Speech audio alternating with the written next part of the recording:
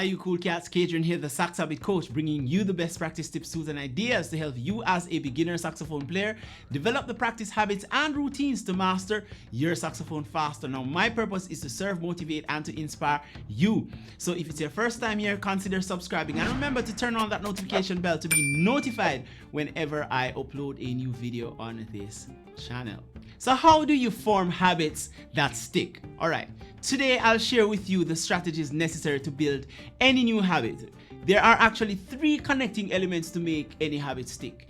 And most of the times, the reason you have started a new routine, whether it's a new exercise, a new diet plan, or practicing to play your instrument and it doesn't stick, it's due to a lack of congruence with these 3 elements. Now, there are a ton of good habits that I am yet to form, but I have quite a few that's working for me, and I'm sharing my perspective in hope that you will be able to transform your life in whatever sphere you are, whether it's something to do with sports, music, or health, etc. As a beginner saxophone player, the main struggle you will face in getting results from your sax is following a consistent practice routine and knowing the what, the when, and the how of practicing. Now, if you want to experience real growth as a beginner saxophone player, then be sure to join my waiting list for Sax Mastery Academy for beginners. The link will be in the description below, and I'll teach you how to form the habits, the techniques necessary to learn how to sight read, to play by ear, to develop your sound, and a ton lots more. All right, so there are 3 connecting elements necessary for any habit to stick, and this involves a cue or a trigger, the routine, and the reward. So stick around all the way to the end and I'll break down one of my habits to show you how these 3 elements work. So let me share a short list of some of the habits that I practice daily in order to maintain my focus, keep bad stress at bay, and to be able to be productive. Number 1, I wake up every single day at 4 a.m. I exercise for at least 45 to 60 minutes and I shave my face, write in my journal every morning and every night actually before going to bed, read, and I'm not talking about social media comments or the drama on the news. I read actual books. Number 6, I practice playing on my sax and I write a love letter of sorts of appreciation to my wife every morning. Number 8, this is the oldest, long-standing, and most consistent habit I've developed over a decade, which I tell my wife that I love her every day, and that's vice versa. We've been telling each other I love you for well over 15 years, and that has held our relationship together, diffusing a lot of disagreements and arguments. So no one walks around in our house with a long donkey face. Now, what do I not do?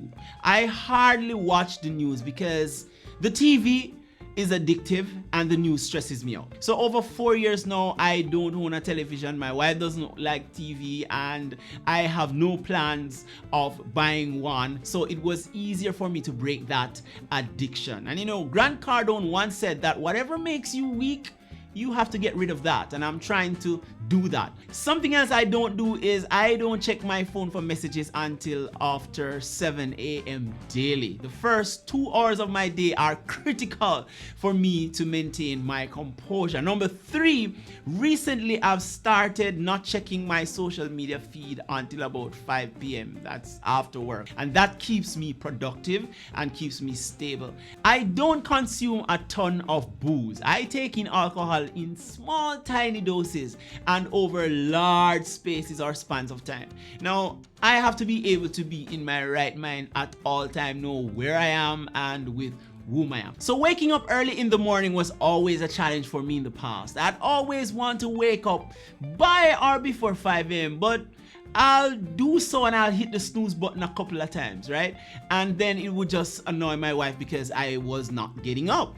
Then I'd go for a few days, even a week or 2 straight by getting up, but then I'd fall back into my old pattern of snoozing. Now, I love to read books, and it was while I was searching for a book online, I stumbled on this beautiful book called The 5 a.m. Club, written by Robin Sharma.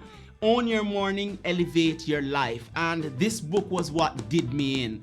This book changed my life. You know, when I started reading the book, I found myself pacing the floor in my house, and then Christina noticed what was happening, that I was just hooked, and I started rereading the book with her, and ever since we've been waking up at 4:50 every morning for roughly about 440 days straight without going back under the covers. Now, I'll leave a link in the description below for you to grab a copy of this book. I know that you will find it useful. And then ever since, I've also invested in a few books, which includes these two books, The Power of Habit by Charles Duhigg, and then The 7 Habits of Highly Effective People by Stephen Covey.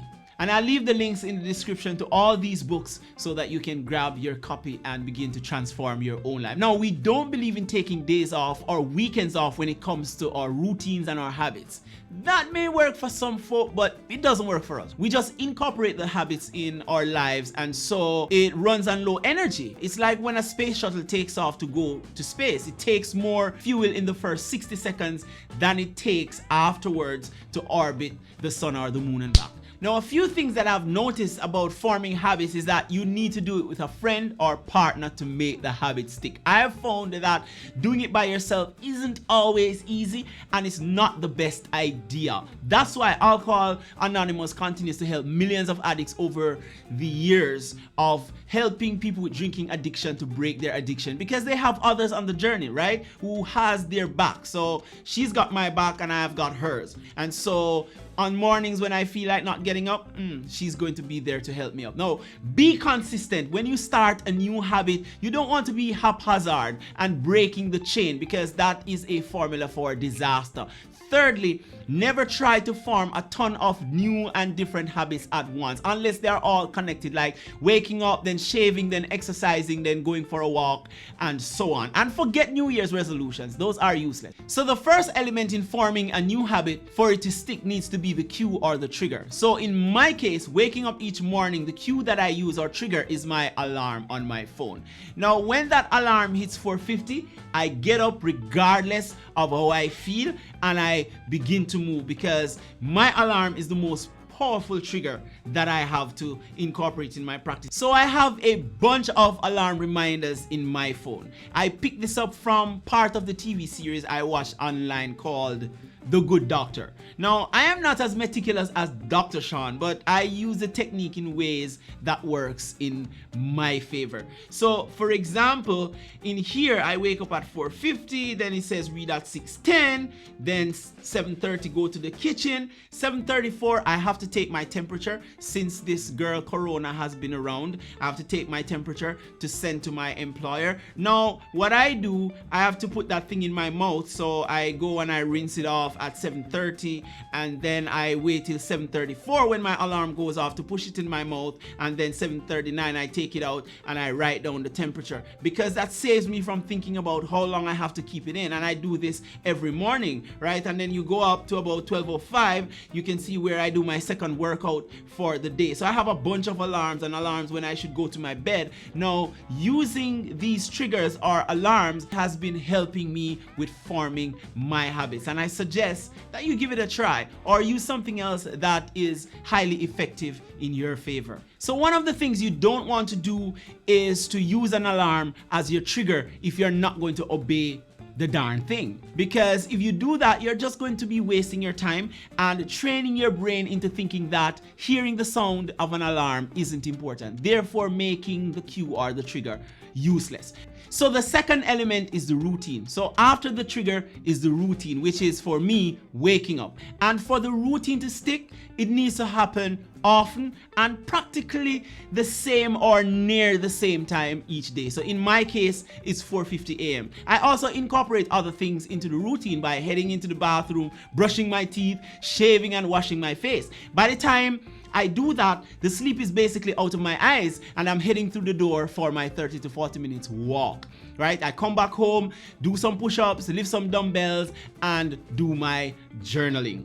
The third element is the reward, and this comes in two parts in my case. Now, the 5 a.m. Club has an app that I set as a second alarm for 5 a.m. after waking up, and I gain 15 points each day when I hit that alarm. So for example, in the 5 a.m. Club, you can see a bunch of people. I am at position number 4, Kadrian, and I have 6,535 points since I started. So each morning that I wake up, set this alarm, and hit it at 5 a.m., I get 15 points. So that is part of the reward that I use to help me in forming that habit, which I don't necessarily need the app anymore, but I use it as a form of motivation. And as I said before, it's a reward because I am seeking to go all the way to the top. All these people, 1 to 6, we have been very consistent in staying here with this app. So if you are having struggles waking up in the morning, you could give this app a try